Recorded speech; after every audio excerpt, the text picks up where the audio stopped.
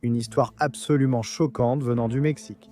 Une fille de 14 ans est décédée quelques jours après que son beau-père, chirurgien esthétique, aurait pratiqué plusieurs opérations sur elle. Et son père aurait vu les cicatrices lors des funérailles. Il exige donc maintenant une enquête sur le médecin pour avoir prétendument pratiqué l'opération et sur son ex-femme pour l'avoir autorisée. Et il veut savoir si ces opérations mal avisées ont contribué à la mort de sa fille. Bienvenue dans Sidebar de Law and Crime, je suis Jesse Weber. Ceci est une alerte juridique de Law and Crime. Les allégations affirment que les applications DraftKings et FanDuel sont conçues pour être addictives. Ces entreprises avalant plusieurs milliards de dollars continueraient, selon les allégations, à privilégier le profit au détriment de la sécurité. Chaque pari gratuit, combiné boosté ou petit gain, libère de la dopamine, rendant dépendant et transformant le divertissement en une mauvaise habitude. C'est ce qui est allégué. Ils vous rendent accro, vous poussent à chercher des gains impossibles et peuvent vous piéger dans un cycle menant à des pertes financières et à des problèmes de santé mentale. Nos sponsors juridiques visent l'industrie des jeux d'argent en ligne pour obtenir une compensation possible pour les personnes concernées.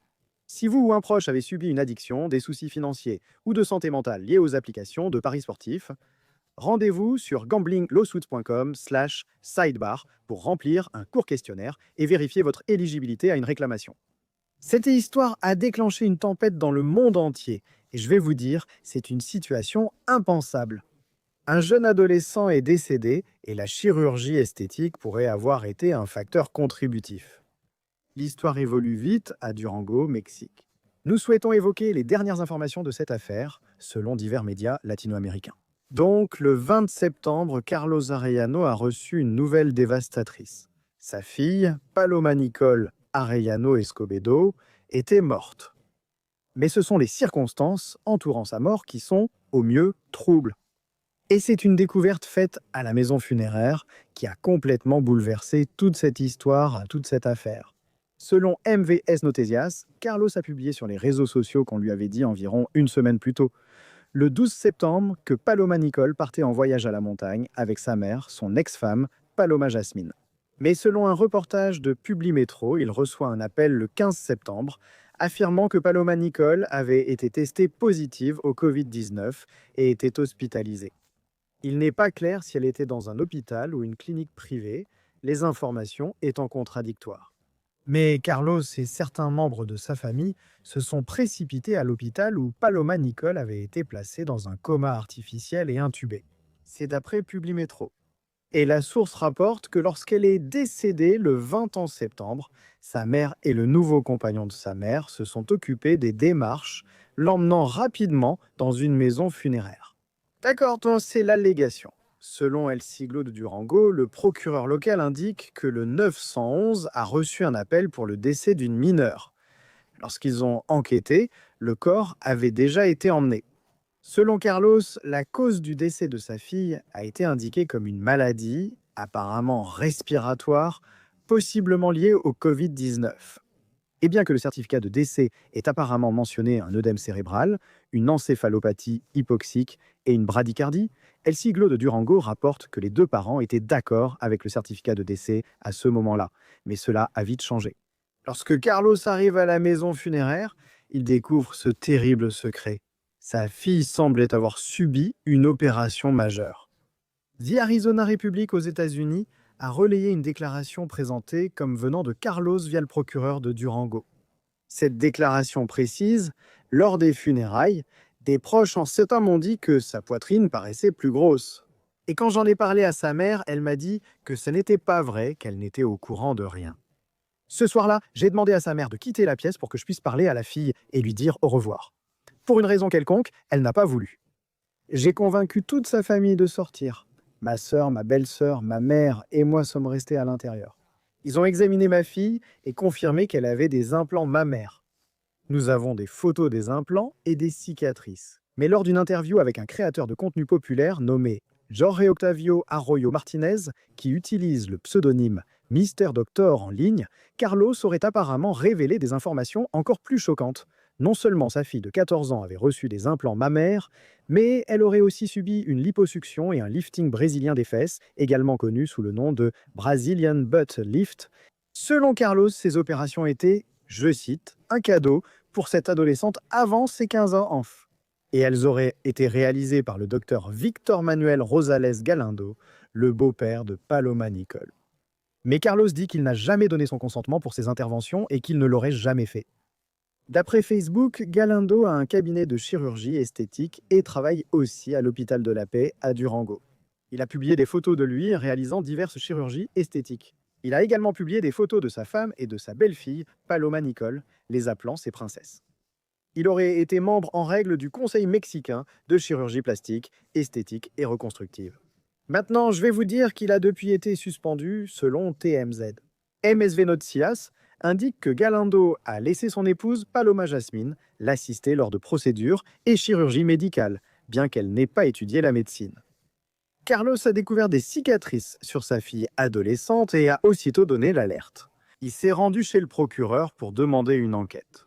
Le corps de Paloma Nicole a été autopsié, les résultats sont toujours attendus et seront bientôt publiés. Geraldo de Mexico indique que Carlos a confié à Monsieur Docteur que son ex-femme a affirmé n'avoir rien fait à Paloma Nicole et soutenu que la fillette était morte d'un grave coronavirus. À l'heure actuelle, la procureure locale de Durango, Sonia Yadira de la Garza Fragosa, a déclaré que Galindo et la mère de Paloma Nicole font tous deux l'objet d'une enquête, dans un communiqué traduit de l'espagnol. Fragosa a déclaré « Nous enquêtons sur un possible défaut de soins de la mère, une infraction pénale pour avoir exposé une mineure sous sa garde à des situations à risque. Nous vérifions aussi s'il y a eu une faute professionnelle pendant l'opération sur l'adolescente.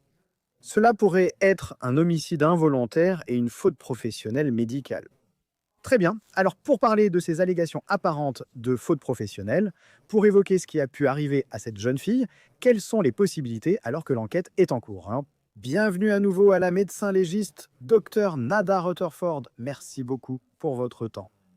C'est une histoire choquante pour moi.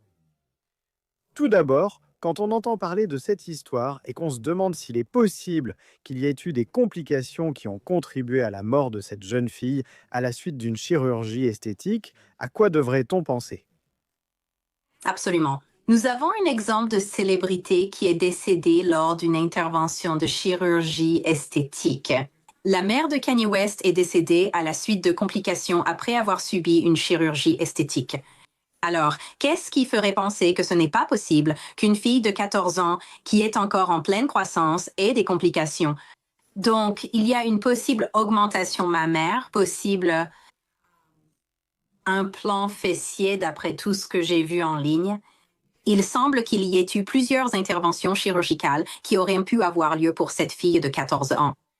Voir un certificat de décès mentionnant un œdème cérébral suscite de nombreuses questions pour moi en tant qu'enquêtrice, infirmière praticienne, coroner et professionnelle de santé. Beaucoup d'éléments posent problème dans cette affaire. Qu'est-ce que cela signifie quand le certificat de décès indique œdème cérébral, bradycardie, encéphalopathie hypoxique? Qu'est-ce que cela veut dire? Et est-ce que cela signifie qu'ils ont contribué d'une manière ou d'une autre? Cela pourrait-il être lié à des complications lors d'une chirurgie esthétique?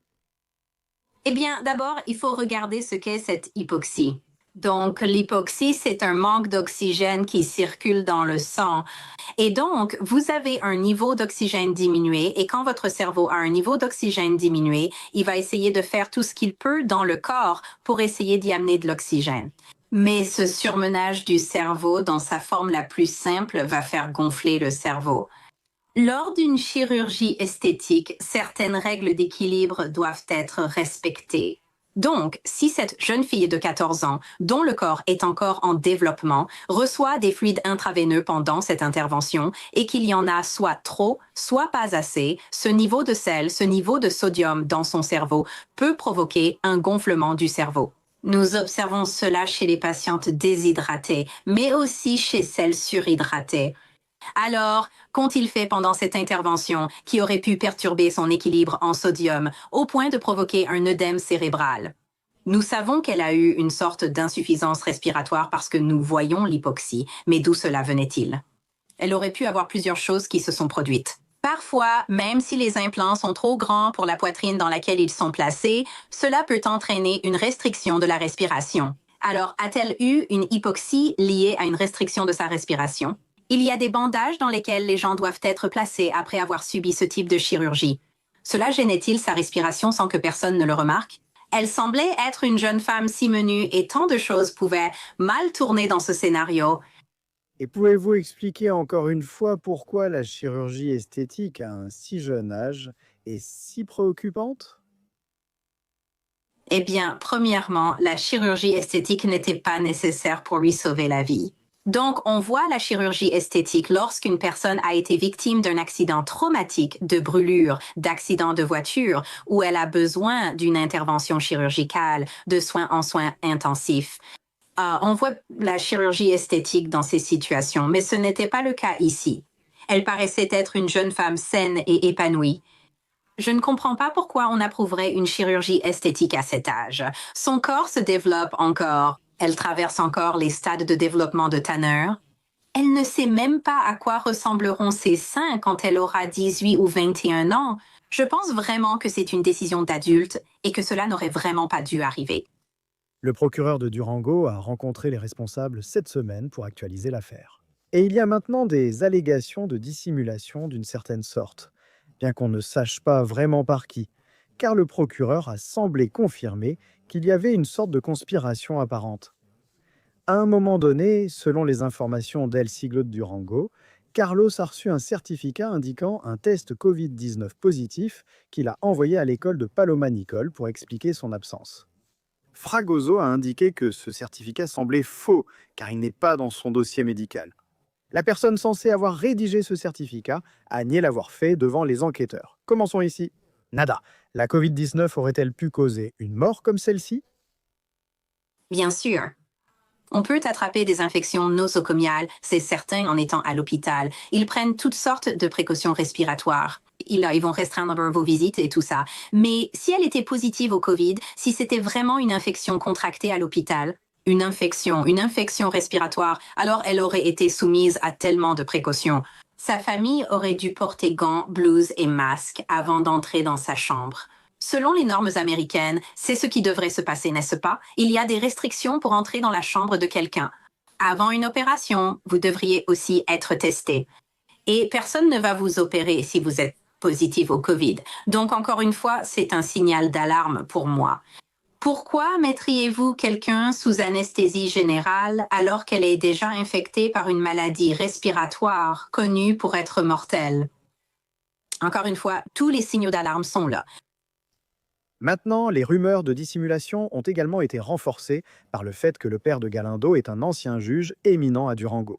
Fragoso a souligné qu'aucun membre de la famille n'était intervenu, mais des liens ont tout de même été faits.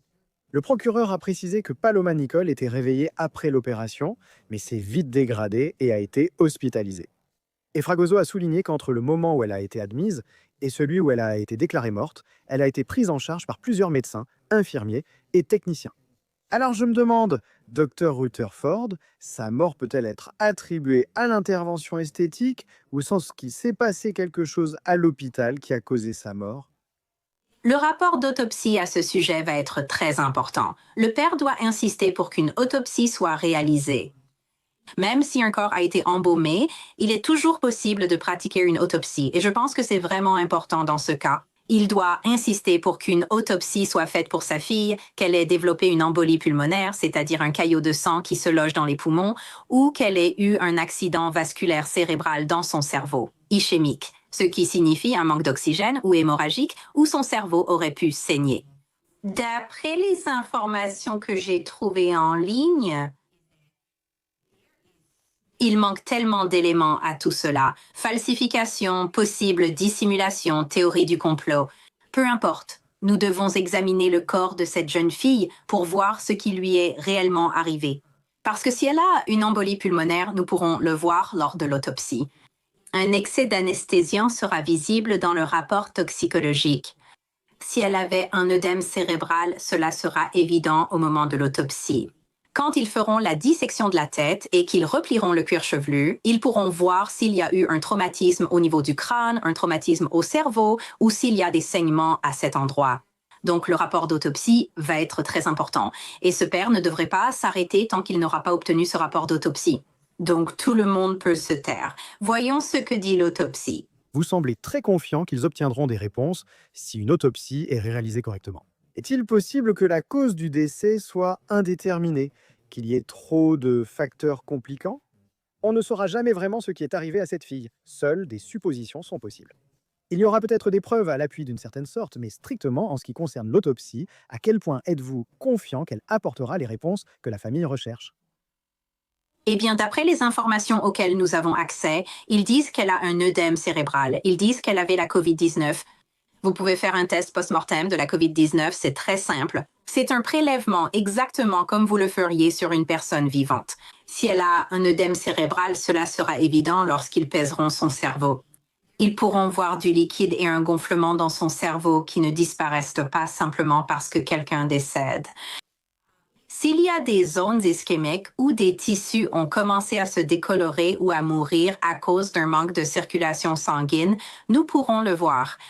Si elle était à l'hôpital et recevait une thérapie vasopressive, des médicaments qui dirigent le sang vers les organes principaux, ces substances seront présentes dans son organisme. Je reste convaincue qu'une autopsie bien menée nous apportera des réponses. Cela nous révélera-t-il la vraie cause de son décès? Je ne suis pas sûre, mais nous pouvons beaucoup apprendre grâce à l'autopsie et aux analyses toxicologiques. La commission de l'État de Durango pour la protection contre les risques sanitaires a annoncé mener sa propre enquête parallèle. Ils ont diffusé des informations sur la clinique où la chirurgie aurait eu lieu, affirmant que, bien que pratiquement neuve, elle possédait tous les permis et licences requis. La commission affirme que Paloma Jasmine a signé des documents pour autoriser la procédure esthétique. Voici la grande question. Est-il illégal de faire des interventions esthétiques sur un mineur? Apparemment non. Le président du Conseil de gouvernement et de coordination politique a déclaré aux journalistes qu'actuellement, il n'y a aucune interdiction pour les jeunes tant qu'au moins un parent donne son autorisation. El Siglo de Durango rapporte que la sénatrice mexicaine Margarita Valdez veut interdire légalement les chirurgies esthétiques non nécessaires chez les moins de 21 ans. Elle a rappelé que le Sénat a interdit les mariages d'enfants et devrait aussi interdire ceci. Durango Informativo a relayé les propos du gouverneur Esteban Viegas Villarreal. Il a déclaré mercredi qu'il compatissait avec Carlos, je cite, « Si j'étais à sa place et que je n'avais pas été informé de ce qui se passait avec ma fille, ce serait un sujet très complexe. Je veux dire au père, à la famille et aux amis qu'il n'y aura pas d'impunité. La justice sera rendue et tout sera transparent. » Et même les plus hauts responsables mexicains interviennent dans cette affaire. Lors d'une conférence de presse cette semaine, la présidente mexicaine Claudia Sheinbaum Pardo a assuré que le gouvernement examinerait le dossier pour garantir justice à Paloma Nicole. Carlos a été une voix majeure pour le changement. Une marche était prévue pour ce week-end, avec pour objectif d'aider les filles à se sentir en sécurité et à l'aise dans leur propre peau. Sous le slogan « Les filles n'ont pas besoin d'un plan », Carlos a écrit sur Instagram « Nous ne pouvons pas normaliser la sexualisation des filles, ni laisser l'ambition d'adultes mettre leur vie en danger. Nous exigeons justice et que ce crime ne reste pas impuni. Les filles méritent de grandir libres, en sécurité et respectées. » Un article de l'Arizona Central a aussi analysé les statistiques de la chirurgie esthétique aux États-Unis. Selon les données qu'ils ont consultées de la Société américaine des chirurgiens plasticiens, en 1996, 14 000 interventions esthétiques ont été réalisées sur des patientes adolescentes.